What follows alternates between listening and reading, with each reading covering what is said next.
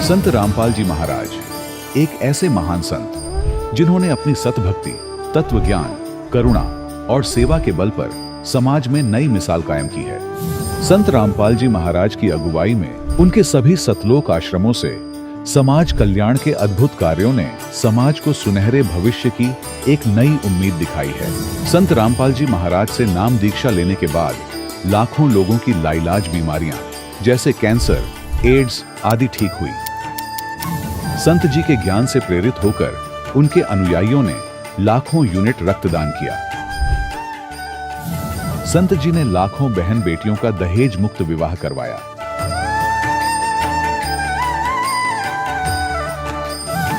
संत जी ने लाखों लोगों का नशा छुड़वाया, करोड़ों उजड़े परिवार बसे। संत जी के आश्रमों में समागम के दौरान निःशुल्क नेत्र चिकित्सा, दंत चिकित्सा प्रदान की जाती है। संत रामपाल जी महाराज द्वारा समय समय पर पर्यावरण संरक्षण के उद्देश्य से बड़े स्तर पर वृक्षारोपण किया जाता है। संत जी ने जरूरतमंदों को तत्काल राहत पहुंचाने के लिए एम्बुलेंस सेवा शुरू की। संत जी अपने अनुयायियों को देहदान के लिए प्रेरित करते हैं, जिससे मानवता की सेवा और चिकित्सा क्षेत्र में सुधार हो सके। संत रामपाल जी महाराज के सभी आश्रमों में हर रोज निःशुल्क भंडारा आयोजित किया जाता है, जहां हर वर्ग, हर जाति और हर धर्म के लोग एक साथ बैठकर भोजन करते हैं।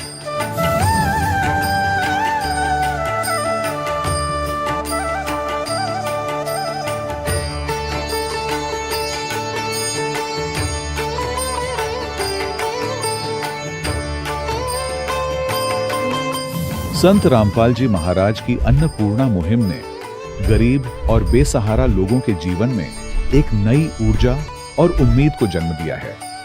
घर घर खाद्य सामग्री और जरूरी मदद पहुंचाकर संत रामपाल जी महाराज ने लोगों को दुख और मजबूरी से लड़ने की ताकत प्रदान की है।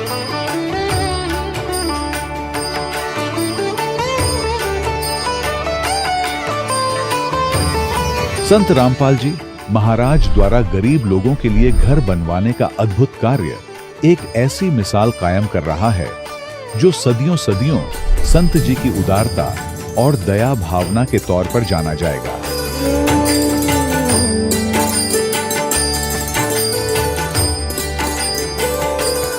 संत रामपाल जी महाराज के आश्रम में हजारों बुजुर्गों को सम्मान और प्यार के साथ जीवन जीने का अवसर मिलता है। उनके खाने, रहने और स्वास्थ्य की पूरी जिम्मेदारी संत रामपाल जी महाराज उठाते हैं। अनाथ बच्चों के लिए संत रामपाल जी महाराज के सभी आश्रम किसी वरदान से कम नहीं। यहाँ उन्हें शिक्षा, संस्कार और भविष्य के लिए बेहतर अवसर प्रदान किए जाते हैं। चाहे बाढ़ हो, भूकंप या महामारी, संत रामपाल जी महाराज और उनके अनुयायी हमेशा ही जरूरतमंदों के लिए सबसे आगे खड़े रहते हैं। कोविड महामारी के दौरान संत रामपाल जी महाराज के आश्रमों से करोड़ों लोगों के लिए भोजन, दवाइयां और जीवन रक्षक सामग्रियां उपलब्ध कराई गई। चाहे गरीब की मदद हो या किसी शोषित और पीड़ित वर्ग के हक और सम्मान की लड़ाई, संत रामपाल जी महाराज ने हमेशा ही उनकी दबी आवाज को सरकारों तक पहुंचाया है और उन्हें उचित न्याय दिलवाने में अहम भूमिका अदा की है। समाज में आध्यात्मिक और सामाजिक मूल्यों के प्रति जागरूकता लाने में संत रामपाल जी महाराज हर कदम पर मानवता के सच्चे सेवक साबित हुए हैं। संत रामपाल जी महाराज का जीवन हमें सिखाता है कि सच्ची सेवा वही है जो निस्वार्थ भाव से की जाए। आइए हम भी इस महान सेवा के कार्य में इस महान संत से जुड़ें और संत रामपाल जी महाराज से नाम दीक्षा लेकर अपने जीवन को धन्य बनाएं।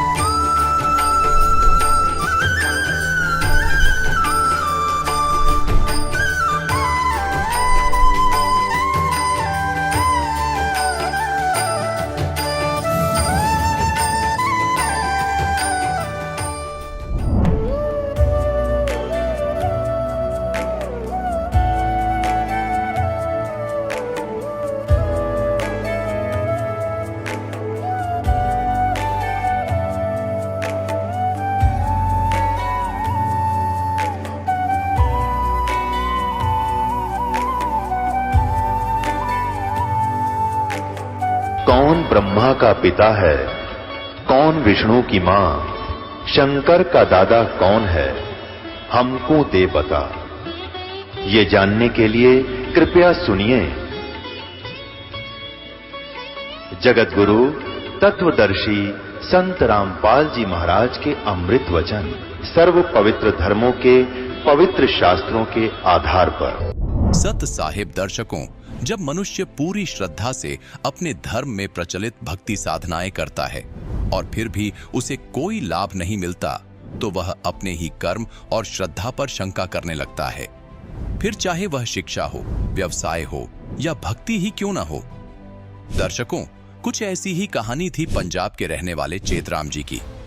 चेतराम जी ने अपने जीवन में मंदिरों में दर्शन, व्रत उपवास, कीर्तन, हवन, हर भक्ति मार्ग को अपनाया, लेकिन फिर भी इनके जीवन में न तो इन्हें शारीरिक सुख मिला और न ही मानसिक शांति। लेकिन दर्शकों, आज चेतराम जी बताते हैं कि मेरा जीवन उस दिन बदल गया जब मुझे संत रामपाल जी महाराज द्वारा लिखित पवित्र पुस्तक ज्ञान गंगा प्राप्त हुई। यही क्षण इनके जीवन का वास्तविक टर्निंग पॉइंट बन गया। अब प्रश्न यह उठता है, आखिर ऐसी क्या विशेषता है ज्ञान गंगा पुस्तक में कि जिसे भी यह पुस्तक पढ़ने का सौभाग्य मिलता है, उसका जीवन संत रामपाल जी महाराज की शरण में आने के लिए स्वतः ही प्रेरित हो जाता है। आखिर इसके पीछे की सच्चाई क्या है? आइए सुनते हैं चेतराम जी की कहानी, उन्हीं की जुबानी। सर नमस्कार। नमस्कार जी सर। सर क्या नाम है आपका? जी मेरा नाम चेतराम दास है जी। सर कहाँ से आए हैं आप? गांव दानेवाला, जिला फाजिलका, तहसील अबोर से। संत रामपाल जी महाराज से नाम दीक्षा आपने कब ली? संत रामपाल जी महाराज से मैंने नाम दीक्षा 2013 फरवरी में लिया था। सर संत रामपाल जी महाराज से नाम दीक्षा लेने से पहले आप क्या भक्ति साधनाएं करते थे? सतगुरु रामपाल जी महाराज के नाम उपदेश लेने से पहले हम हिंदू समाज में जन्म लेने के हिसाब से जो हिंदू समाज के सभी देवी देवता है उनकी पूजा करते थे, और जो रुणेचा वाले रामदेव जी हैं उनको हम इष्ट रूप में पूजा करते थे। वैसे जो हिंदू समाज के सभी देवी देवता होते हैं सभी की पूजा करते थे, तीर्थ व्रत करते थे, सब कुछ करते थे। सर संत रामपाल जी महाराज की शरण में कैसे आए आप? सतगुरु रामपाल जी महाराज की शरण में इस प्रकार आए। अबोर के अंदर मैं गया हुआ था, वहाँ पर एक दुकान पे पंपलेट लगा था जिसके ऊपर कुछ क्वेश्चन थे, अवश्य जानिए, जैसे ब्रह्मा विष्णु महेश के माता पिता का नाम और गीता का ज्ञान किसने बोला, इस तरह के प्रश्न लिखे हुए थे। और नीचे लिखा हुआ था, इन सभी प्रश्नों का उत्तर जानने के लिए अवश्य पढ़िए पुस्तक ज्ञान गंगा। तो मेरी इच्छा हुई कि ये पुस्तक पढ़नी चाहिए, लेकिन कामकाज की वजह से वो वहाँ से मैं नंबर नोट करना भूल गया। और एक दिन घर पे जब मैं सत्संग सुन रहा था, जैसे सभी जो धर्मगुरुओं के टेलीविजन पे सत्संग आते हैं वह मैं सुनता था, तो एक दिन सत्संग सुनते सुनते चैनल बदल रहा था, तो उस समय चैनल ऑन हुआ तो वहाँ पर सतगुरु रामपाल जी महाराज का जो सत्संग चल रहा था वो सत्संग सुनने लगा। थोड़ा देखा कि गुरुजी जो एक देवी भागवत पुराण के ऊपर से कुछ टिक मार करके वहाँ से कुछ बता रहे थे, तो उनको देखते पहले तो मेरे मन में आया कि अरे ये कौन पंडित जी महाराज हैं जो वेदों ग्रंथों पे ही कुछ लाइनें लगा करके कुछ उनमें से गलतियाँ निकाल रहे हैं। चैनल बदला, फिर मन में आया परमात्मा की ओर से ही कि चल देखना तो चाहिए ये बता क्या रहे हैं। तो तब मैंने वापस साधना चैनल लगाया तो गुरुजी बता रहे थे कि ब्रह्मा विष्णु महेश और इनके जो माता पिता और इनका जो जन्म मरण है वो बता रहे थे। तो वो सुन करके मेरे को एकदम खटका सा लगा कि ब्रह्मा विष्णु महेश को आज तक हम जो है सुपर पावर ही मान रहे थे और इनका भी जन्म मरण होता है। तो वो मैंने बड़े ध्यान से सुना, और नीचे जो पट्टी चल रही थी उस पर लिखा आ रहा था, ज्ञान गंगा पुस्तक है जो फ्री मंगवाने के लिए इन नंबरों पर मैसेज कीजिए। तो मेरे वो ध्यान में आया कि वो पंपलेट लगा था, ये वही ज्ञान गंगा पुस्तक है। तो मैंने तुरंत उन नंबरों को नोट करके उन पे SMS किया, और 5-4 दिन के अंदर अंदर मेरी जो ज्ञान गंगा पुस्तक है मेरे घर पे आ गई। तो ज्ञान गंगा पुस्तक पढ़ते ही ऐसे एकदम चमक के उठे जैसे हम स्वप्न देखते हुए नींद से उठते हैं। और ज्ञान गंगा को मैंने बड़ी रुचि से थोड़े ही दिन में पढ़ डाला। ज्ञान गंगा पढ़ के मेरे मन में बहुत ही प्रेरणा हुई कि सतगुरु रामपाल जी महाराज की शरण में जाना चाहिए और आश्रम में जाकर नामदान लेना चाहिए। तो वो ज्ञान जो ज्ञान गंगा के अंदर मैंने पढ़ा था, अपने और भी भाई बंधुओं को बताना शुरू किया कि चलो, क्योंकि हमारे से वहाँ आश्रम जो दूर था, इसलिए हमने सोचा कि कोई और साथी एक साथ में हो जाए तो चलो इकट्ठे चलेंगे, लेकिन मेरा किसी के साथ जाने का जो है संयोग नहीं बना। तो मैं बड़ा दुखी हुआ और परमात्मा से मन ही मन मैंने अरदास की कि परमात्मा नाम लेना चाहता हूँ लेकिन कोई रास्ता नहीं मिल रहा है। तो मालिक की ऐसी कृपा हुई, परम सतगुरु रामपाल जी महाराज ने मेरे को सपने के अंदर आकर के दर्शन दिए और मैं गुरु जी के चरणों के पास बैठकर बोल रहा था, हे मालिक, आने के लिए तो बड़ा मन मेरा कर रहा है, लेकिन क्या करूं, एक तो घरों के कुछ कामकाज ऐसे होते हैं कि घर से निकल नहीं पा रहा हूं, और दूसरा, हे मालिक, कोई मेरा साथ नहीं बन रहा है, कोई रास्ता मेरे को पता है कि किधर से आना जाना है। तो परमात्मा ने आशीर्वाद दिया और हंसकर कहा कि बेटा चिंता मत करो। इतना ही बोला था कि मेरी एकदम आँख खुली तो मैं हैरान सा हो गया और उसी दिन मैंने ये पक्का निश्चय कर लिया कि आज चाहे कुछ भी हो जाए मैं आश्रम में ज़रूर जाऊंगा और गुरुजी से नामदान लेके ही आऊँगा। तो मैंने घर पे बोल दिया मेरे पिताजी को कि पिताजी मैं तो आज नामदान लेने के लिए सतगुरु रामपाल जी महाराज की शरण में जाऊंगा। तो मेरे पिताजी ने बोला, अरे तेरे को ऐसी क्या लगन होगी कि आज ही जा रहा है और तेरे साथ कौन जा रहा है? मैंने कहा कोई नहीं जा रहा है। तो बोले भी अकेले नहीं जाना है। तो मेरे भाई ने मेरे को बताया कि हिसार तक जो हमारे गांव के कुछ लोग वो जा रहे हैं, आप उनके साथ जा सकते हो। तो मैं उनसे मिल कर के हिसार तक गया और वहाँ से मेरे को उन्होंने ऑटो में बिठा करके आगे जो है आश्रम तक का रास्ता मेरे को दे दिया। तो मालिक की कृपा से मैं ऐसे आश्रम में पहुँच गया, मेरे को कोई दिक्कत नहीं हुई और वहाँ जा कर के सतगुरु रामपाल जी महाराज से मैंने नामदान लिया।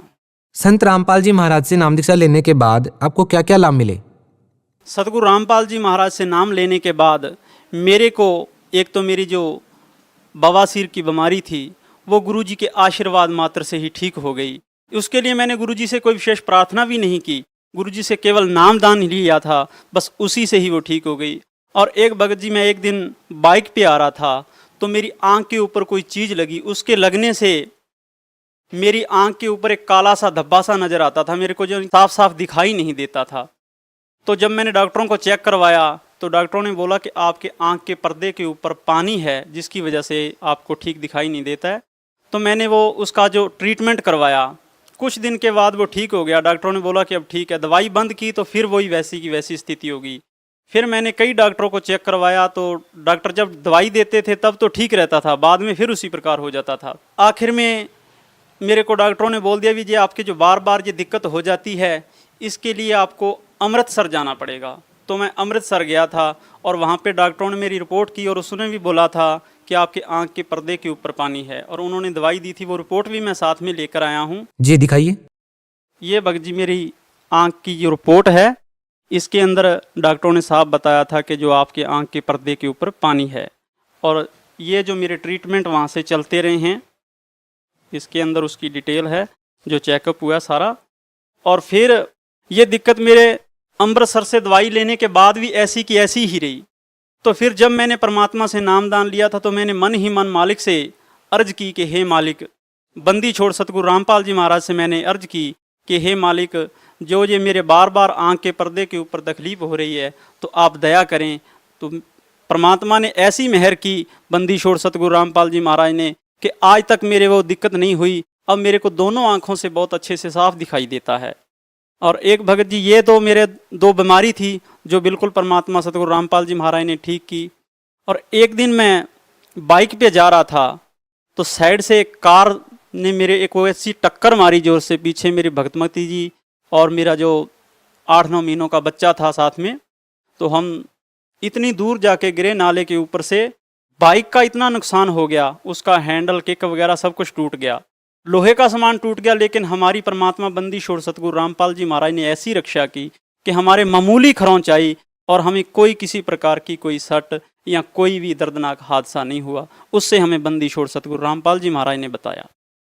सर, संत रामपाल जी महाराज से नाम दीक्षा लेने के बाद सभी का नशा छूट जाता है। सर, क्या आप भी कोई नशा करते थे? जी नहीं, मैं किसी प्रकार का कोई नशा नहीं करता था, क्योंकि शुरू से ही हमारे घर में जो भक्ति भाव था, जो देवी देवताओं की पूजा पाठ जैसे भी करते थे, इस वजह से नशे से हम पहले से ही रहते थे। सर, संत रामपाल जी महाराज से नाम दीक्षा लिए हुए श्रद्धालुओं का कहना है कि जैसे ही संत रामपाल जी महाराज से नाम दीक्षा लेते हैं, धन लाभ की प्राप्ति होती है, मानसिक लाभ होने लगता है, आध्यात्मिक लाभ होने लगता है। आपका क्या कहना है इस बारे में? हाँ जी, ये बात तो बिल्कुल सत्य है, इसमें कोई दो राय नहीं है। जो भी भक्त परमात्मा सतगुरु रामपाल जी महाराज से नामदान लेंगे उनको आत्मिक शांति तो होनी है, क्योंकि परमात्मा का ज्ञान है जो बिल्कुल सत्य है, वेदों शास्त्रों के अनुसार है। तो इसमें तो कोई दो राय नहीं है कि आत्मिक शांति ना हो। और धन लाभ तो हमारे परमात्मा सतगुरु रामपाल जी महाराज कहते हैं कि ये तो रुंगे में ही दे देते हैं, ये हमारे सौदे में नहीं है, लेकिन हम रुंगे में ही दे देते हैं। और वास्तव में ये सत्य भी है, मेरे साथ भी ये हुआ है। क्योंकि पहले भी हम घर में जो काम काज करते थे उसकी वजह हमारे घर के अंदर जो आर्थिक स्थिति हमारी बिल्कुल खराब थी। तो अब जब हमने परमात्मा से नाम दान लिया है बंदीशोर सतगुरु रामपाल जी महाराज से, तब से हमारी आर्थिक स्थिति भी अच्छी है। और मालिक की दया से आध्यात्मिक ज्ञान की तो क्या कहनी बात, पहले तो हम बिल्कुल दिशाहीन थे, हमको पता ही नहीं था परमात्मा है कौन। हम कभी ब्रह्मा विष्णु महेश को परमात्मा मानते थे, तो कभी दुर्गा को, जो आ गया उसी को परमात्मा मानते थे।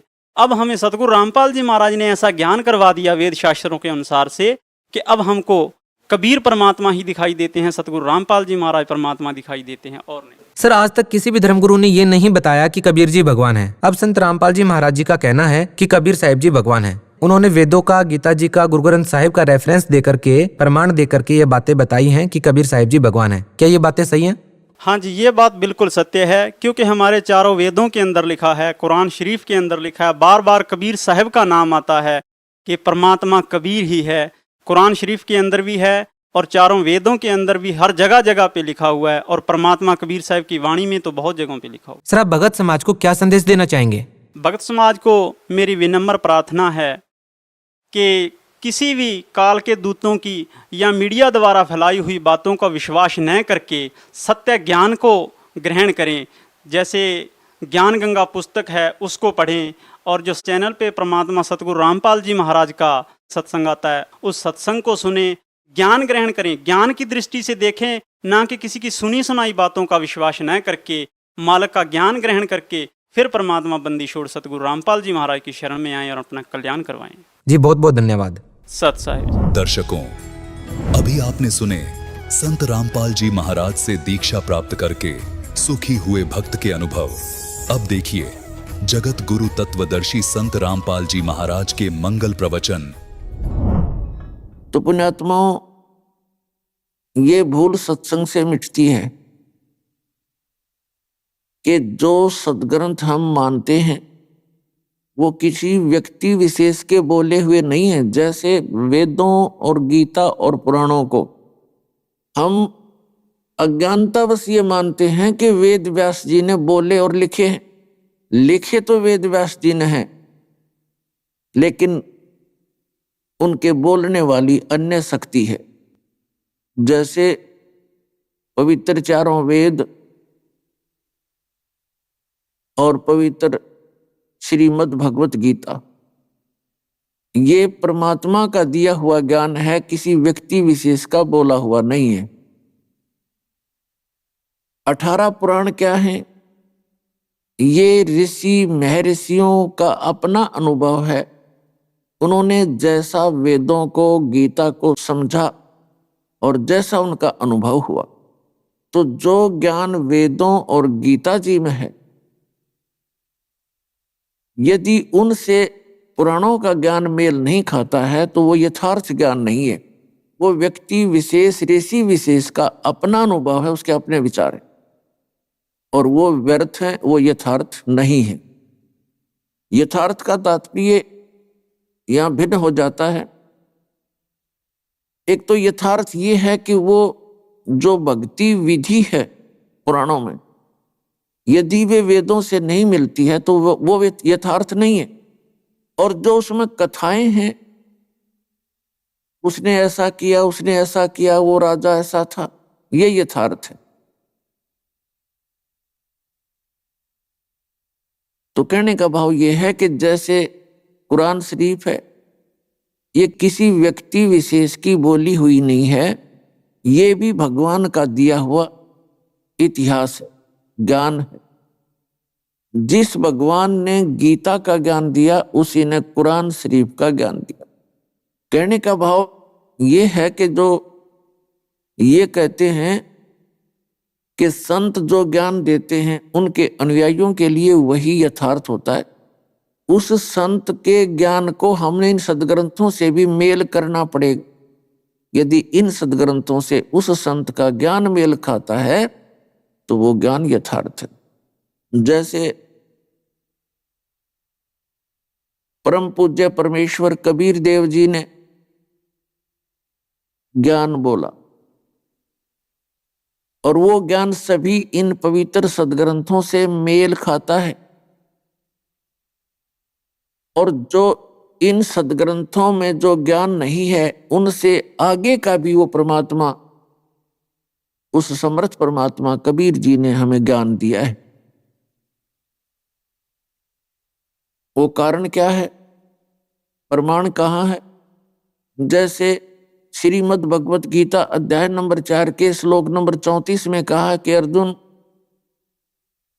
उस पूर्ण परमात्मा के उस तत्व ज्ञान को जानने के लिए तत्वदर्शी संतों की खोज कर और उनसे वो ज्ञान पूछ, उनसे ज्ञान जान। इसी प्रकार यजुर्वेद अध्याय नंबर 40 के श्लोक नंबर 10 में कहा कि कोई तो परमात्मा को संभवात यानी जन्म लेकर आने वाला कहता है, उत्पन्न होता है श्री राम और श्री कृष्ण के रूप में, और कुछ असंभवात कहते हैं, अर्थात वो कभी जन्म नहीं लेता। इसका यथार्थ ज्ञान भी तत्वदर्शी संत बताते हैं, उनसे सुनो। इसी प्रकार पवित्र कुरान शरीफ सूरत फुरकानी 25 आयत नंबर 52 से 59 में बताया गया है कि कुरान शरीफ का ज्ञान दाता हजरत मोहम्मद जी को कह रहा है कि ए पैगंबर, मैं जो इस कुरान शरीफ के ज्ञान को आपको बोलकर सुना रहा हूं, इस पर भरोसा करना कि कबीर अल्लाह है। मुसलमान भाई तो कबीर का अर्थ बड़ा कर देते हैं, तो इसे सिद्ध है कि कुरान शरीफ के बोलने वाले से भी कोई अन्य बड़ा भगवान है, बड़ा अल्लाह है, गॉड है। और कुरान शरीफ का ज्ञान दाता कह रहा है कि वो ही है वो कबीर अल्लाह, जिसने 6 दिन में सृष्टि रची और 7वें दिन तख्त पर जा बैठा। और ये वही है जो आपको हजरत मोहम्मद जी को एक जिंदा महात्मा के रूप में मिले थे। और उसकी खबर सूरत फुरकानी 25 आयत 59 में कहा है कि उसकी खबर किसी बाखबर से पूछ देखो, ये वही परमात्मा है जिसने 6 दिन में सृष्टि रची, 7वें दिन तख्त पर जा विराजा। उसकी खबर किसी बाखबर से पूछो। इससे सिद्ध हो गया कि गीता ज्ञान दाता, वेद ज्ञान दाता और कुरान शरीफ का ज्ञान दाता ये किसी अन्य परमात्मा की जानकारी दे रहा है और कह रहा है कि उसके विषय में मैं अनभिज्ञ हूं। उस कबीर अल्लाह की, उस तत्व ब्रह्म की, परम अक्षर ब्रह्म की जानकारी कोई तत्वदर्शी संत बतावेगा तो वो परमात्मा स्वयं ही लीला करता है। पूर्ण ब्रह्म अपने यथार्थ ज्ञान को स्वयं ही एक तत्वदर्शी संत के रूप में यहां प्रकट होकर के सुनाते हैं। तो वो ज्ञान जो है इन पवित्र सदग्रंथों, पवित्र कुरान, पवित्र बाइबल, पवित्र वेद, पवित्र गीता और पवित्र पुराणों से भिन्न है। इनसे भी मिलता है, इससे आगे का भी है। इसी प्रकार जिन महापुरुषों को वो परमात्मा मिले, उनके जो अनुभव की वाणी है, वो वाणी भी इन सदग्रंथों से मेल खाती है और परमात्मा द्वारा दिए गए तत्व ज्ञान से भी मेल खाती है। तो इसलिए हमने परमात्मा के ज्ञान को समझने के लिए इन सदग्रंथों को आधार मानना पड़ेगा। इन सदग्रंथों से हमें ज्ञान होता है तो क्या बताते हैं, मानुष जन्म दुर्लभ है, मिले न बारंबार, तरवर से पत्ता टूट गिरे वो बहोर न लगता डार। मानुष जन्म पाए कर जो नहीं रटे हरि नाम, जैसे कुआ जल बिना फिर बनवाया क्या काम। अपना आत्मा मनुष्य जीवन पाकर हम भक्ति भी करते हैं, और वो भी मनमाना आचरण करते हैं, शास्त्र विधि त्याग कर किसी संत विशेष की बताई भक्ति विधि पर हम अपना जीवन व्यर्थ करते हैं, तो वो भी हमारे जो जीवन का उद्देश्य था उससे भी पूरा नहीं हो पाएगा। जो भक्ति नहीं करते वो भी अपना मनुष्य जीवन व्यर्थ कर रहे हैं, और जो भक्ति कर भी रहे हैं वो भी शास्त्र विधि त्याग का मनमाना आचरण कर रहे हैं। नकली संतों के पास बैठकर तो वो भी अपना जीवन व्यर्थ कर रहे हैं। दास का उद्देश्य है कि सभी सदग्रंथों से सच्चाई को निकालकर भगत समाज के सामने प्रस्तुत करूं, ताकि आप अपनी दिशा को ठीक कर सकें। तो उसके लिए हमने कोई आधार बनाना पड़ता है। तो हमारे इस दास के सत्संगों का आधार रहेगा पवित्र चारों वेद, पवित्र 18 पुराण, पवित्र श्रीमद् भगवत गीता और अन्य जो सदग्रंथ हैं, और पवित्र कुरान, पवित्र बाइबल, पवित्र गुरु ग्रंथ साहिब। तो इन सदग्रंथों के अंदर जो ज्ञान है वो हमारे मनुष्य जीवन का यानी भगत समाज का एक सिलेबस है, एक पाठ्यक्रम है। और पाठ्यक्रम के अंदर एक विद्यार्थी का सारा जो लिखा हुआ होता है कि उसने केवल उस पाठ्यक्रम के अनुसार ही अपना रिमेम्बर करना है, उसको याद करना है। और जो टीचर सिलेबस से हटकर ज्ञान सुनाते हैं वो दंत कथा है, लोक वेद है, उससे जीवन नाश हो जाएगा। कबीर साहब कहते पीछे लग गया जाऊं था मैं लोक वेद के साथ, रस्ते में सतगुरु मिले दीपक दे दिया हाथ। कबीर साहब कहते हैं कि पीछे लग गया जाऊं था, अपने आप पर ही उदाहरण देते हैं भगवान हमें समझाने के लिए। यदि किसी को सीधा कोई टोक दे, कह दे कि आपकी भक्ति विधि गलत है, ठीक नहीं है, वो सिर हो जा, लड़ पड़े। हम ऐसी बुद्धि के हो गए, ऐसा स्वभाव बिगड़ गया हमारा, हम भगत होते हुए भी और मारने काटने को तैयार हो जाते।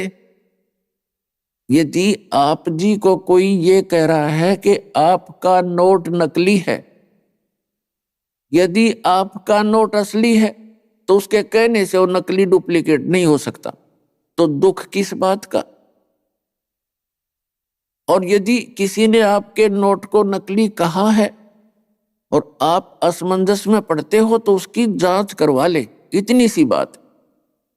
तो उसमें लड़ने और झगड़ने की क्या बात है। वो तो दुष्ट लोग झगड़ा करते हैं, जैसे कोई डुप्लीकेट माल बेच रहा हो और उसको उसके विषय में कोई किसी ग्राहक को बता दे कि उस दुकान पर डुप्लीकेट माल बिके भाई, तो वो लड़ने के लिए आता उस बताने वाले के लिए कि तूने क्यों मेरी पोल खोल दी। तो वो दुष्ट इंसान होता है, उसका उद्देश्य जनता को ठगना ही होता है। तो पुण्यात्माओं, दास जो ज्ञान दे रहा है आप जी को सतर्क कर रहा है कि इन दुकानों पर नकली माल बिक रहा है अध्यात्म। वो कौन कौन से हैं? ये राधा स्वामी पंथ, जय गुरुदेव पंथ, धन धन सतगुरु, सच्चा सौदा, सिरसा और जगमाल वाली वाला पंथ, और जितने भी ये निरंकारी पंथ और ये आसाराम का पंथ, सुधांशु का पंथ, और ये कृपाल और ये कुमार स्वामी, जितने भी हैं ये सारा डुप्लीकेट माल बेच रहे हैं और तुमको ठग रहे हैं। दास ढोल के डंके पे कह रहा है और ना जवाब दो सामने आके, इसमें लड़न की क्या बात है।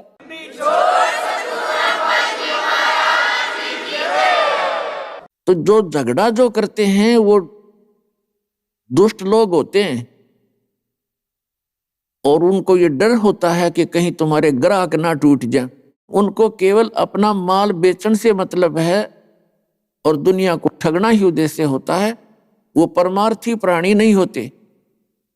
तो पुण्यात्माओं, सबसे बड़ा घोटाला दास ने इस भक्ति मार्ग में देखा। इसमें कितना कोई ठिकाना ही नहीं, किसी प्राणी का, किसी संत का कोई आधार नहीं, जिस कारण से आप जी का जो जीवन है उन नकली संतों के पास व्यर्थ हो रहा है। इसके लिए सत्संग सुनाए जाते हैं, सदग्रंथों के आधार बताए जाते हैं, और यहां पर आपको वो प्रमाण दिखाए जाते हैं ताकि आपको विश्वास हो सके कि हम सही दिशा पर चल रहे हैं, हमारा मार्ग ठीक है। तो उसके लिए कुछ महापुरुषों की कथाएं सुनाई जाती हैं।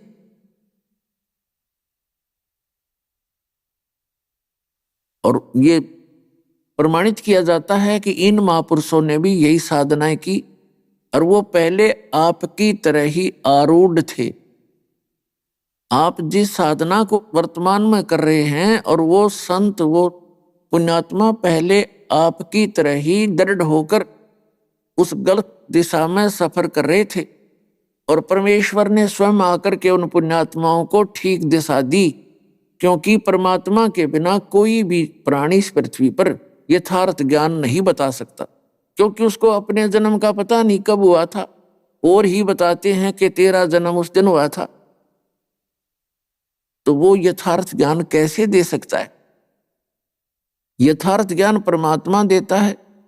वेद प्रमाण करते हैं, ऋग्वेद मंडल नंबर 9 और सूक्त नंबर 1 मंत्र नंबर 8 और 9 में प्रमाण है कि वो परमात्मा पूर्ण ब्रह्म, वो 3 प्रकार के शरीर से हम सभी प्राणियों का धारण पोषण करता है, संभाल करता है, केयर टेक करता है। एक रूप में वो परमात्मा सचखंड के अंदर, सतलोक के अंदर, यानी उस धूलोक के तीसरे भाग में, उस धूलोक का अर्थ होता है तेजो में स्थान। लोक माने पृथ्वी, स्थान जैसे पृथ्वी लोक, तो लोक का अर्थ होता स्थान। तो ये वहां एक सतलोक स्थान है, उसके तीसरे पोर्शन में, यानी सबसे ऊपर के पोर्शन में, वो परमात्मा एक बहुत बड़े गुम्बज के अंदर विराजमान है। वहां उनके मनुष्य दृश्य है, सिंहासन पर विराजमान है, सिर पर छत्र है, मुकुट है, और उस परमात्मा के एक रोम को कितनी रोशनी है, करोड़ सूर्य मिला दे, करोड़ चंद्रमा, तो भी परमात्मा के एक रोम की रोशनी यानी प्रकाश अधिक है। दूसरी स्थिति में वो परमात्मा आते हैं प्रत्येक युग में, एक किसी सरोवर के अंदर कमल के फूल के ऊपर वो विराजमान होते हैं, और वहां से कोई निसंतान उनको उठा ले जाते हैं दंपति, फिर वो प्रवेश करते। तो उसमें परमात्मा के प्रवेश की लीला कंवारी गायों से होती है। धीरे धीरे बड़े होते हैं, छोटी ही उम्र में अपने तत्व ज्ञान का संदेश देना शुरू करते हैं, और बड़े बड़े विद्वान उनके सामने फीके पड़ जाते हैं। यही लीला परमेश्वर ने, दूसरे प्रकार की लीला परमेश्वर कबीर देव जी ने सन 1398 संवत 1455 ज्येष्ठ सुदी पूर्णमासी को भारतवर्ष की पावन भूमि पर काशी शहर के बाहर एक कमल के फूल पर लहर तारा तालाब के अंदर परमात्मा आकर के शिशु रूप धारण करके विराजमान हुए, और इसके प्रत्यक्ष दृष्टा थे श्री अष्टानंद महर्षि, जो महर्षि रामानंद जी के शिष्य थे। तो कहने का भाव ये है कि उस समय जब परमात्मा आए तो 5 वर्ष की लीला में आयु में, और 104 वर्ष के उस महर्षि रामानंद के छक्के छुड़ा दिए ज्ञान में, और मानना पड़ा उस 104 साल के वृद्ध उस ब्राह्मण पंडित ने, जिसको वेदों का ज्ञाता और पुराणों का ज्ञाता, श्रीमद् भगवद गीता का विद्वान माना जाता था। उसने नतमस्तक होकर कहा कि तुम स्वामी में बाल बुद्धि, मेरा कर्म भ्रम भयो नाश, गरीब दास निज ब्रह्म तुम मेरा हो गया दृढ़ विश्वास।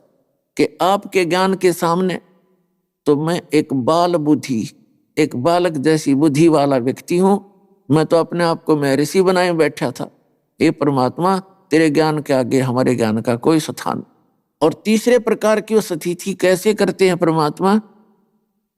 कभी भी कहीं पर भी, जैसे सतयुग त्रेता द्वापर में, उसमें ऋषियों का ज्यादा प्रचलन था, तो परमात्मा ऋषि रूप में प्रकट होकर के ज्ञान दिया करते थे, कभी भी कहीं प्रकट हो जाते थे। और कलयुग के अंदर परमात्मा एक जिंदा महात्मा के रूप में, एक साधु संत के रूप में आकर के प्रकट होते हैं, क्योंकि कलयुग में इन संतों का ही अधिक बोलबाला रहेगा।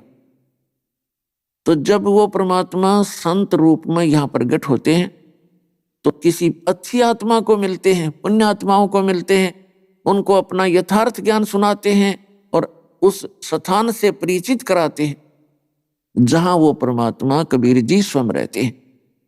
और वहां से फिर उनको वापस छोड़कर जाते हैं।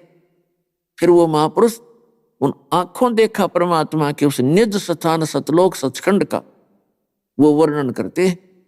तो वो प्रमाण इन वेदों और गीता से भी मिलता है, पुराणों से भी मेल खाता है।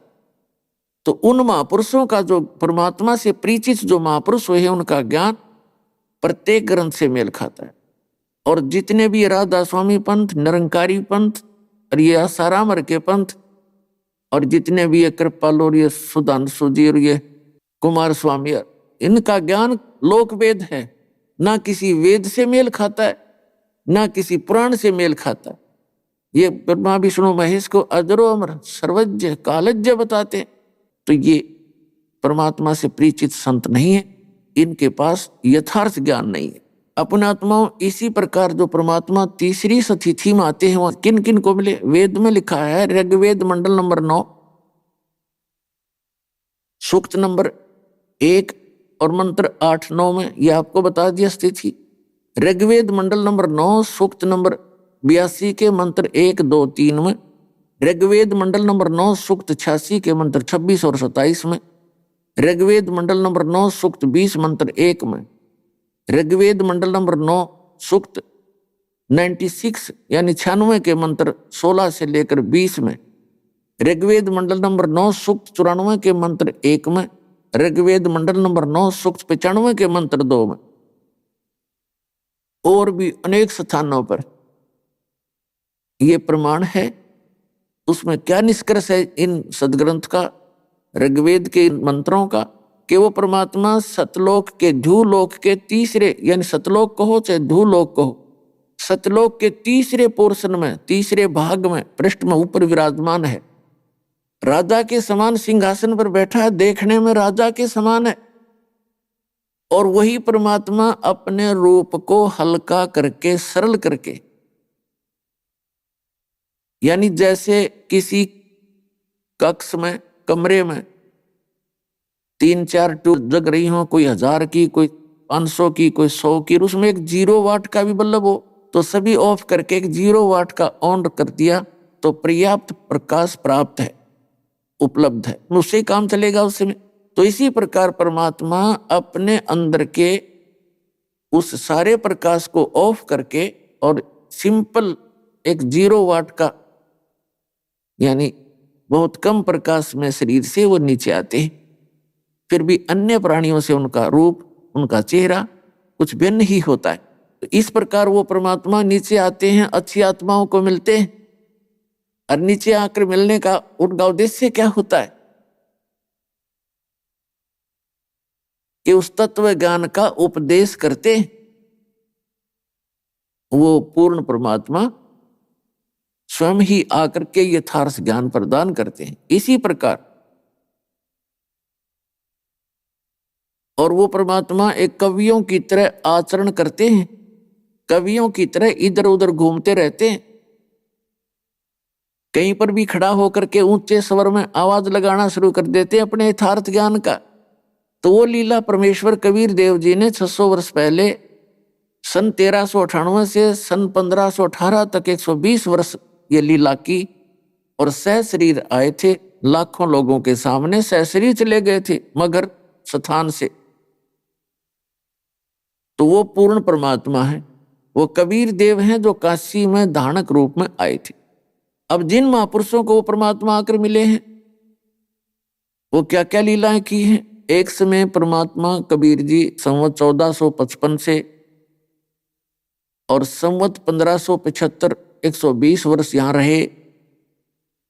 उसी दौरान वो परमात्मा जिस उद्देश्य को लेकर आते हैं, अच्छी आत्माओं को मिलते हैं, उनको यथार्थ ज्ञान से परिचित कराते हैं, अपना वो साक्षी तैयार करते हैं। उनमें से एक धर्मदास नाम के बहुत बड़े सेठ थे और परमात्मा की तलाश में, परमात्मा की तड़प में ये पुण्यात्माएं भटकती ही रहती हैं, ये चैन से बैठ नहीं सकती। आदरणीय धर्मदास साहिब जी बहुत बड़े धनी व्यक्ति थे, बहुत ज्यादा पैसा था उनके पास और इतना धन था कि उस नगरी के, उस क्षेत्र का जो नरेश था, किंग था, राजा था, प्राकृतिक आपदाएं कभी आ जाती, जैसे सूखा पड़ जाता या कोई फ्लड आ जाता और क्षेत्र में घनी हानि हो जाती, तो धर्मदास के पूर्वजों से, धर्मदास के पिताजी से और धर्मदास जी से वित्तीय सहायता लिया करता था। वो इतने सेठ थे और इतना धन होते हुए, इतना सुख संपन्न होते हुए, जो प्राणी परमात्मा को खोज रहा है तो वो बहुत ही पुण्यकर्मी है। पिछले जन्मों के उनके पुण्यों का कोई अंत नहीं। इसी प्रकार के ये महापुरुष थे श्री धर्मदास जी। बांधवगढ़ वाले, मध्य प्रदेश के अंदर एक बांधवगढ़ नगर है, वहां रहा करते थे। उन्होंने एक रूपदास नाम के वैष्णु यानी विष्णु जी के पुजारी, उपासक, संत से दीक्षा भी प्राप्त कर रखी थी। तो पुण्यात्माओं, इस उदाहरण से, इस कथा से आपको, आपके लगभग सारे जो डाउट हैं, शंका हैं, वो समाधान हो जाएंगे कि गुरु बदलना चाहिए या नहीं चाहिए, और जो साधनाएं आप जी कर रहे हो वो कितनी सत्य है, कितनी असत्य है। आदरणीय धर्मदास साहिब जी को उनके पूर्व गुरु श्री रूपदास जी ने, वैष्णव ने, साधनाएं बता रखी थी। ओम भगवते वासुदेव नमः, ओम नमः शिवाय, और गीता जी का नित्य पाठ, एकादशी का व्रत, जन्माष्टमी का व्रत, और तीर्थों पर जावे, मंदिरों में मत्था टेके, शालिग्राम मूर्ति की पूजा करे, ये सारा कर्मकांड आदि उन्होंने सारा कुछ बता रखा था, जो वर्तमान में सभी हिंदू समाज के जो धार्मिक व्यक्ति उन्हीं पूजाओं को कर रहे हैं। अब अपने गुरुदेव जी के बताए मार्ग पर दृढ़ होकर के, जैसे आप और हम लगे हुए थे इस ज्ञान से पहले, इतनी दृढ़ता से, समर्पित भाव से वो पुण्यात्मा परमात्मा की साधनाएं किया करता था। उनके गुरुदेव रूपदास जी ने जो ज्ञान दिया था कि बेटा 68 तीर्थों पर जो भ्रमण कर लेता है उसका कल्याण निश्चित है, क्योंकि विद्यार्थी वही होता है और रोगी वही होता है जो डॉक्टर के बताए प्रत्येक साधन को अपनावे। रोगी वही होता है जो डॉक्टर औषधि दे उसको सारी को खावे। इसी प्रकार धर्मदास जी को परमात्मा चाहिए था, जो भी गुरुदेव ने बताया उसको शिरोधार्य किया और भ्रमण करते हुए, तीर्थ यात्रा करते हुए वो मथुरा में पहुंच गए। मथुरा की क्या महिमा बता रखी है कि वहां पर भगवान श्री कृष्ण जी बचपन के अंदर वहां गौवें चराया करते थे और उस धरती के ऊपर भगवान की चरणों की रज लगी हुई है और उससे जीव का उद्धार हो जाता है। और साथ में भगवान श्री कृष्ण जी ने एक गोवर्धन नामक गिरिराज यानी पर्वत को अपने हाथ से उठा दिया था। ये जो देवताओं का राजा इधर है, ये किसी बात से अक्षुब्ध होकर के वहां ब्रज के अक्षेत्र को डबोना चाहता था, वर्षा गणी करके, फ्लड ला करके। तो श्री कृष्ण जी ने उसके सारे उस प्रयत्न को, फ्लड लाने के उद्देश्य को उस गोवर्धन पर्वत को अपने हाथ से उठाकर आसमान में काफी ऊंचा कर दिया और पूरी व्रज नगरी के ऊपर के वो पहाड़ छा दिया। इंद्र ने खूब अपना प्रयत्न कर लिया, सारी वर्षा कर ली और सारी सोख ली उस पहाड़ ने, गिरिराज ने। अभी आपने सुने संत रामपाल जी महाराज के मंगल प्रवचन। आइए अब सुनते हैं संत रामपाल जी महाराज से नाम दीक्षा लेकर सतभक्ति करके अद्भुत लाभ प्राप्त करने वाले अनुयायी के विचार। दर्शकों, क्या आपने कभी सोचा है कि यदि जीवन में हर दरवाजा बंद हो जाए, जब चारों ओर बस अंधेरा ही अंधेरा हो, जब हर दिन नया दुख का पहाड़ आपके ऊपर टूट रहा हो, तो आप क्या करेंगे? दर्शकों, ऐसी ही कहानी थी छत्तीसगढ़ की रहने वाली गीता जी की। गीता जी पहले सभी पारंपरिक भक्ति साधनाएं किया करती थीं।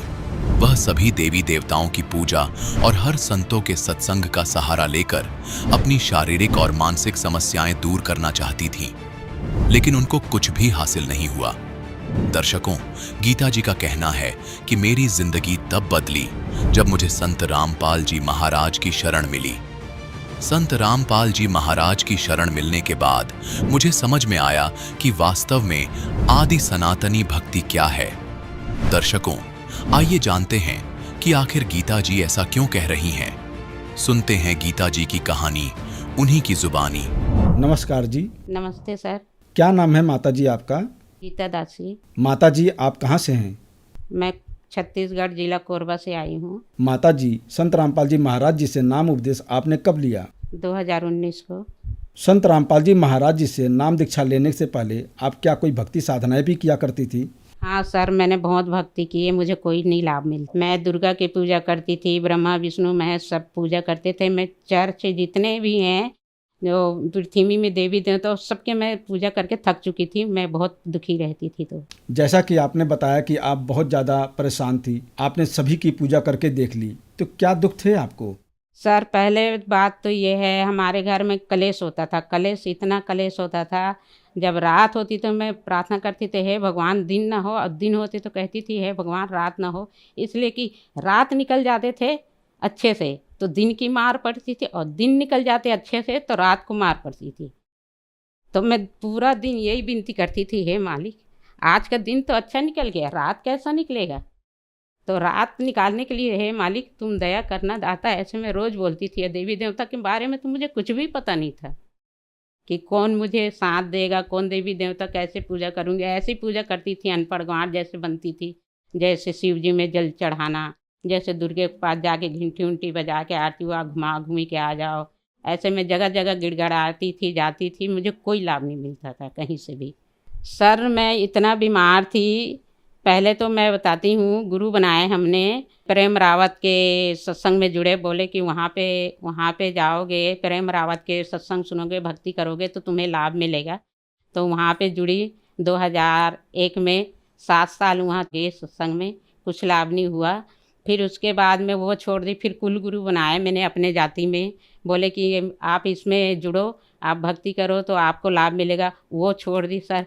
फिर उसके बाद बोले कनकी में एक बाबा है, वो दुख दूर करते हैं, उसको गुरु बना लो। वो बोला कि मेरे को गुरु बनाओगे आपके दुख दूर हो जाएंगे।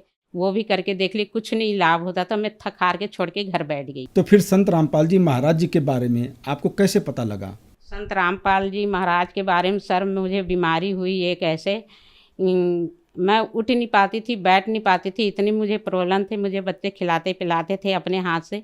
तो मेरी फूफा ससुर के जो परिवार हैं सब जुड़े थे इसमें, संत रामपाल जी के शरण में नाम दीक्षा लिए हुए थे। उन्होंने मेरे घर पे आए, बोले कि दीदी तुम मर जाओगी पर तुम लोग लाच में बैठी रहोगे तो आपका कैसा काम चलेगा? तुम्हारे 2-2 3-3 बेटा है, बेटी है, इनका कौन साथ देगा? तुम आप इसमें जुड़ क्यों नहीं जाती हो? क्या हो गया तुम्हें? लोग लाच में अपने माता पिता को देखते रहोगे तो फिर धरती में रहोगे तब ना देखोगे, तुम जुड़ते क्यों नहीं हो? संत रामपाल जी महाराज के शरण में क्यों नहीं आते हो, नाम क्यों नहीं लेते हो? ऐसे मुझे आया के समझाती तो मेरे कुछ समझ में नहीं आते थे सर जी। फिर उन्होंने समझाया कि तुम जुड़ के देख लो। खिरोदासी वो लेके नामदान केंद्र चांपा लेके आए सर। फिर मैंने तत्वदर्शी सदगुरु रामपाल जी के नाम लिए। उन्होंने नाम दिए, प्रथम नाम तो देते हैं जाप करने के लिए सभी संतों भक्तों को, वो नाम मुझे भी दिए। संत रामपाल जी महाराज जी से नाम उपदेश लेने के बाद क्या आपको कोई लाभ भी मिले? हाँ सर, मुझे बहुत लाभ मिले। पहले तो मैं भक्ति नहीं करती थी तो बहुत दुखी रहते थे, आदमी छोड़ के चले गया था, बच्चा खो गया था, बड़ा वाला बेटा वहाँ तेलुगु देश में वहाँ फंस गया था, ट्रेन गिर गया था तो उसमें वो काम कर रहा था। तो मेरा छोटा वाला 6वीं क्लास के बच्चा है, कोरबा में फंसा हुआ था। मैं गांव चली गई थी, मेरी लड़की वहाँ पे मेरे को सपोर्ट देने के लिए, लड़की मेरे पास रहती थी। मेरा पूरा घर उजड़ गया था, बर्बाद हो गया था, हम कहीं के नहीं रहते थे सर जी। मैं 20 रुपए में मेरा बेटा को चाय पानी देने के लिए ऐसे कोई काम वहाँ पे जो स्कूटी बनाते हैं वहाँ पे लगाया गैरेज में, मैं मेरा बेटा 20 रुपये हफ्ता में देता था। और मैं किसी के झाड़ू करती, किसी के पोछा करती, किसी के चूल्हे बनाती, इसमें मेरा घर चलता था। मेरे पास कुछ भी नहीं था, ना राशन कार्ड था, ना कुछ नहीं, मैं बिल्कुल निर्धन थी। मैं कहती थी हे भगवान, अगर मंदिर जाऊंगी तो मेरे को 10 रुपये नहीं है कि नारियल लेके चढ़ाऊँ, ऐसे मेरी स्थिति बनी हुई थी सर। मैं इसमें जब रामपाल जी महाराज के शरण में आई, जुड़ी, तो इसमें मैं भक्ति करती रही। तो जो डॉक्टर ने, मैं बीमार थी तो डॉक्टर मेरे को ऑपरेशन बोले थे, बच्चादानी में प्रॉब्लम है कह के, तो ऑपरेशन भी नहीं करवाई। मेरे को सर जी ना तो पेट में दर्द था, ना कमर में, कहीं पे भी दर्द नहीं था, कुछ भी नहीं था। ऐसे ऑटोमेटिक बाथरूम जाता था खून की, और मैं हैरान होती थी। मैं चिंता में खाती पीती नहीं थी, तो मैं बिस्तर में पड़ी रहती थी। मेरे को बच्चे उठाते थे, खिलाते थे, पिलाते थे, ये सब होता था। मैं सबको बोल चुकी थी मैं बचूंगी नहीं, मर जाऊंगी, और मेरे बच्चों की शादी ब्याह कर देना, ऐसे कह के मैं सबको बोल चुकी थी। और मैं नहीं उठ पाती थी, ना बैठ नहीं पाती थी। तो इसमें जुड़ने के बाद मैं अभी सही सलामत हूँ। आज इंटरव्यू देने के लिए सर मैं आपके साथ खड़ी हूँ, आपके पास खड़ी। तो भक्ति करते रहे, पहले आदमी आया सर, फिर बच्चे आया सर। तो आदमी आया, वो भी नाम लिए, बच्चे फिर बच्चे हमें मिला वहाँ पे। उसमें लेटर आया सर जी वहाँ से, मेंटल हॉस्पिटल से, वहाँ से क्या कहते हैं, बंगाल से मेंटल हॉस्पिटल से लेटर आए। उसमें लेटर डाले थे, बोले थे कि बच्चा यहाँ पे है, मिल जाएगा, आ जाओ। तो हम उस टाइम में वो लड़का मिला था, ना तो हमारे पे मोबाइल था, ना कुछ था, नहीं था सर। तो क्या कहते हैं, लड़का बाकायदा जो उसके पापा के फ़ोन नंबर, मोबाइल थी, उसमें का नंबर था, मेरे ससुराल के एड्रेस थे, मेरे मायके के एड्रेस था, कोरबा ज़िला का एड्रेस था। फिर हम वहाँ पे ढूंढते गए सर, और लड़का मिल गया। जब लड़का मिला तो इस स्थिति में मिला सर, वो लड़का ना तो बोल पाता था, ना सुन पाता था, और ना देख पाता था। आवाज़ वो बोलता तो समझ नहीं आता था। अभी सर लड़का मेरे साथ है, अच्छा से बोल लेता है, अच्छा है, और हम सब मिलके भक्ति करते हैं। सबने नाम ले लिए हैं सर। आदमी 2014 में छोड़ के चले गया था, और लड़का है तो 2015 में निकल गया था। और हम ना जब नाम दीक्षा 2019 में लिए तो हमारा सारा पूरा परिवार एक जगह हम इकट्ठे हो गए। हम खुशी से जीवन बिता रहे हैं सर, और हम सब एक जगह हैं, और सब मस्त बढ़िया से बहुत अच्छा भक्ति करते हैं सर। और लाभ तो इतना हुआ सर, अब मैं बता नहीं पाऊंगी। जैसे हम जा रहे थे गुरु दर्शन के लिए, जा रहे थे तो मेरी बेटी थी, मेरे आदमी थे और हम थे, हम तीनों जा रहे थे। तो ना वहाँ पे हम क्या कहते हैं, पुल के नीचे गिरे, जोर से नीचे गिरे। तो हमें किसी को खरोच नहीं आई। मुझे ऐसे लगा कि मेरे बंदी छोर सदगुरु रामपाल जी महाराज ने मुझे हाथों में उठा के मतलब बैठाया, ऐसे लगा। वहाँ पे 6 बड़े बड़े सीला पत्थर थे सर। और फिर दोबारा हमें ये लाभ हुआ, एक बार ऐसे तो 3-4 बार घटना हुए सर। एक बार जा रहे थे, इसकी बहन, हमारे पतिदेव की बहन ज़्यादा सीरियस थी, मरने वाली ऐसे थे उसकी स्थिति। तो हम गए सर, तो देखने जा रहे थे। तो ना हम धीरे धीरे चला रहे थे गाड़ी, तो वो ना पता नहीं ऐसे लगा कि उठा के फेंक दिया हो मोटरसाइकिल किसी ने, ऐसा महसूस हुआ। पीछे कोई भी नहीं था, तो हम स्पीड में चल रहा था हाईवे, उसके आगे आए। तो जैसे आगे थे तो हम बोले कि हे मालिक बंदी छोड़ सदगुरु रामपाल जी महाराज, हम तो आज मर गए। ऐसे आए तो गाड़ी जहाँ पे थी उसकी हाईवर की, वहीं रुक गए। हमारे गाड़ी वहीं पे थी, हमें खरोच तक नहीं आई सर। ऐसे हमारे पास न जान तो 1000 बार बची है, एक बार की कौन कहे। हम अभी प्रेत बाधा में बीच में कुछ संकट के वजह से कैसे भी हुए, हम थोड़ा चपेट में आ गए थे प्रेत बाधा में। तो 100 लीटर के कैन में हमारे बच्चों ने मतलब चन्ना अमृत उसमें डाल दिए थे बच्चे हमारे। हमें नहीं पता था कि ये केमिकल का डब्बा है, ये मजा आया डब्बा है कह के हम रूम खाली किए ना। तो उसको मतलब हम रूम खाली किए तो हमारा भगत जी हमारे आदमी है जो, तो उसी में डाल दिए चन्ना अमृत। उसको हम रखे हुए थे संभाल के, तो हमारे बच्चे ने टंकी में डाल दी, तो उसको हम संभाल के रख रहे थे। और हम ना रूम खाली किए, तो किसी भाई से उन्होंने मांगा कि भैया मेरे चन्नामृत बहुत ज़्यादा है, मेरे पास सामान रखने का नहीं है, आप कोई सामान दे दो। तो बोले कि ले जाओ, मेरे पास सामान है, 20 लीटर का कैन है, इसमें आप रख लेना, अच्छा है। उन्होंने सोचा कि ये इसको मैं दे दूंगा फ्री में, तो ये मांझ धो के अपना रखेगा तो मुझे मज़ा आए, मतलब कैन मिल जाएगा। और ये हमारे आदमी सोचे कि ये मेरे साथ रहता है, हम दोनों की अच्छी बनती है, तो मांझ धो के दिया होगा, ऐसे कह के समझ के कैन ले आया। तो सवेरे टाइम हमें 4 बजे करीब, हम सवेरे जल्दी हमें वहाँ से रूम खाली करना था सर। तो रूम खाली किए ना, तो जल्दीबाजी में उस कैन में चन्नामृत डाल दिया। अब हम यहाँ आए, शिफ्ट हुए 1-2 दिन के बाद, उसको देखे कि पीऊँगी कह के और इस्तेमाल करेंगे कह के, जो हमने उसको पिया चन्नामृत को 1 चम्मच सर जी, तो हमारे मुंह में छाला सा हो गया। तो उसको हम निकाले और देखे कि हम बोले कि चन्नामृत है, ये कैसे करें, फेंकना तो है नहीं हमें। और महाराज जी बोलते हैं ये अमूल्य एकदम चीज़ है, फेंकना नहीं है, न कुछ करना नहीं है, इसको पीना ही पीना है, न कोई वस्तु में छिड़कना नहीं है। तो इसको क्या करना चाहिए? तो उसको तो मैं तो कपड़े में झोंक के ऐसे रख ली। फिर 3 महीने के बाद जैसे पाठ प्रकाश होता है, और 3 महीने के बाद में सर जी उसको हम पीने चालू किए। हम सोचे कि इसको पूरा ज़िंदगी कहाँ ढोएंगे, कहीं भगत जी को हम बताएंगे तो भगत जी हमें डांटेंगे कि तुम इतना बड़ा, इतने बेवकूफ़ हो, तुम्हारे बच्चे पढ़े लिखे नहीं है क्या? तुम दोनों तो अनपढ़ हो, बच्चे पढ़े लिखे नहीं है कि कैन का डब्बा, ये केमिकल का डब्बा है, इसमें तुम चन्नामृत को डाल दी कह के डांटेंगे हमारे भगत भाई, कह के हम किसी को नहीं बताते थे सर। फिर उसके बाद क्या हुआ, 3 महीने के बाद उसको देखे तो पीने लायक हो गया, मेरी जीभ नहीं जली, ना बेटी का जीभ नहीं जली। तो हम सोचे कि पी लेते हैं, पी लिए हम तीनों, 4, 5, 6 सब रोज़ शाम को आरती होने के बाद उसको पीते पीते पी लिए सर।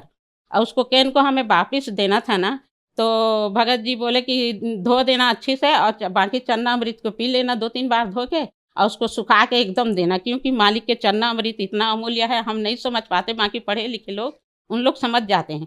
तो उसको धूप में सुखाई ना सर, तो उसमें घी के तरह जो ऊपर पकड़ने की डंडी होती है, वो केमिकल का डब्बा था, हमें नहीं पता था कि ये केमिकल का डब्बा है। उसको सुखाए तो कम से कम 3 पाव, आधा किलो करीब एकदम घी के तरह निकला, केमिकल निकला उसमें से। तो हम दिखाए, पूछे किसी से, तो बोले कि ये कैसे पी गए, तुमने भगवान से, मालिक से प्रार्थना भी नहीं किया, इसको पी लिए कैसे?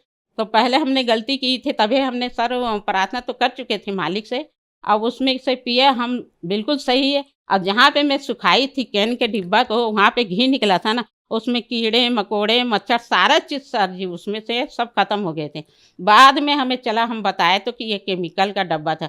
अभी हम जानबूझ के कोई बोलेगा सर तो हम नहीं पी पाएंगे, बाकी अनजाने में हमने पूरा केमिकल के जल पी लिया, हमें और चन्नामृत पी लिया, हमें कुछ नहीं हुआ, हम छइयों के छई सही सलामत है बिल्कुल। गरीबी तो देखो सर, गरीबी तो अभी है ही है, कह दो मालिक के दया से छोटा मोटा ज़मीन दिला दिया है मालिक परमात्मा ने सस्ता में, और वो आज नहीं तो कल बन जाएगा। माता जी, जैसा कि आपने बताया कि आप पे बहुत ज़्यादा कष्ट थे, आपका परिवार उजड़ गया था, संत रामपाल जी महाराज जी ने दोबारा आपका परिवार बसाया और आपको बहुत सारे सुख भी दिए। तो जो दर्शक आज आपको टीवी पर देख रहे हैं और वो भी संत रामपाल जी महाराज जी से नाम उपदेश लेना चाहते हैं, तो कैसे ले सकते हैं? सर उन लोग के लिए मेरे हाथ जोड़ के प्रार्थना है, विनती में तो अपने रिश्तेदार, सास ससुराल वाले के सभी बहन भाइयों को और जगत के बहन भाई से हाथ जोड़ के प्रार्थना है कि आप इसमें संत रामपाल जी महाराज के शरण में आओ, अब इसमें उद्धार करो, कल्याण करवाओ। क्योंकि मैं इतनी दुखी रहती थी, मैं खून के आंसू गिरती थे मेरे सर। तो आज मैं बहुत खुश हूँ और अच्छे से हूँ, स्वस्थ हूँ, और मेरे बच्चे भी सब ठीक है सर। हर टीवी हर चैनल में उसके सत्संग आता है सर, वो नीचे पीली पट्टी चलती रहती है, उसमें सारा नंबर रहता है। हर जिले में हर जगह केंद्र है पास में, और हर जगह हर गांव में हम लोग पुस्तक सेवा करते हैं सर। वहाँ से ज्ञान अपना लें और अपना कल्याण कराएं। धन्यवाद जी। सत्संग।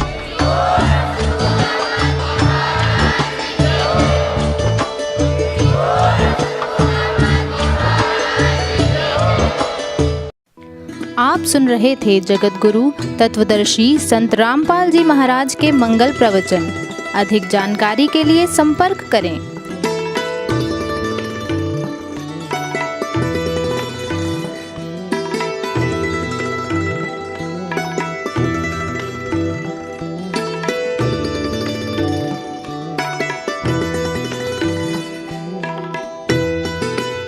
जगत गुरु तत्व तत्वदर्शी संत रामपाल जी महाराज जी के पावन सानिध्य में भक्ति की अलख जगाने तथा श्रद्धालुओं को सत्य भक्ति मार्ग का रास्ता दिखाने हेतु कनाडा के लोकप्रिय channel the TV NRI channel पर जगत गुरु तत्वदर्शी संत रामपाल जी महाराज जी के मंगल प्रवचनों का प्रसारण प्रतिदिन सुबह 7:30 बजे से 8:30 बजे तक तथा रात्रि 7:30 बजे से 8:30 बजे तक किया जा रहा है। इस सत्य भक्ति मार्ग को अपनाने के लिए अधिक से अधिक सत्संग प्रसारण देखें। इस सत्संग प्रवचन का सीधा प्रसारण संत रामपाल जी महाराज लाइव सत्संग YouTube चैनल और जगत गुरु संत रामपाल जी महाराज Facebook पेज पर भी देख सकते हैं।